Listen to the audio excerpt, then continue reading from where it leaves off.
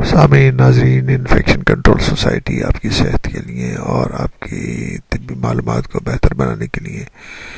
مضامین آپ کی سماعت کے لیے پیش کرتی ہے۔ ہم کچھ ایسے مضامین بھی آپ کی سماعت کے لیے پیش کرتے ہیں جو کہ ریسرچ کے ذریعے اور ریسرچ کے بارے میں ہوتے ہیں، جس سے آپ اندازہ کر سکتے ہیں کہ تحقیق کے ذریعے جو معلومات حاصل کی گئی ہیں وہ آپ کے مسائل کو کس طرح حل کر سکتی ہیں۔ برطانیہ میں محققین اور ریسرچرز کا کہنا ہے کہ خاندان کے ساتھ کھانا کھانے میں سے بچوں کے کھانے پینے کی عادت بہتر ہوتی ہے۔ ماہرین کا کہنا ہے کہ بچوں کی خوراک میں روزانہ پھل اور سبزیوں کے 5 حصے ہونے چاہیے،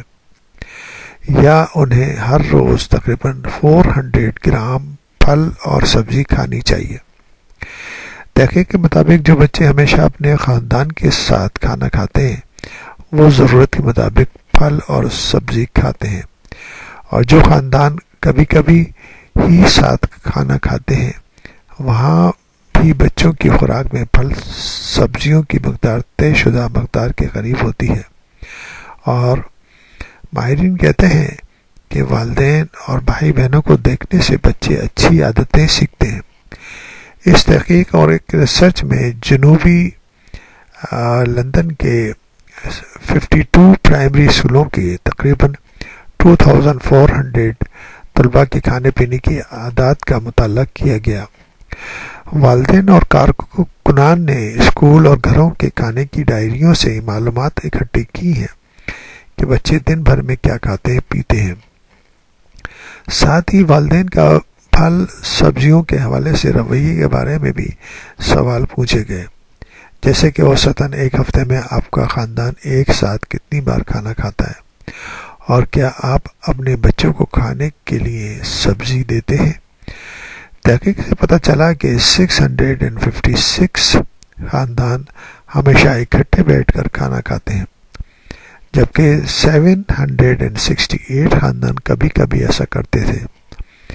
جبکہ 92 خاندان کبھی بھی ایک ساتھ بیٹھ کر کھانا نہیں کھاتے تھے۔ اس سے یہ پتہ چلا کہ کبھی بھی ایک ساتھ کھانا نہ کھانے والے خاندانوں کے بچوں کے مقابلے میں ہمیشہ ساتھ کھانا کھانے والے بچے 125 گرام سے زیادہ، اور کبھی کبھی ساتھ کھانا کھانے والے بچے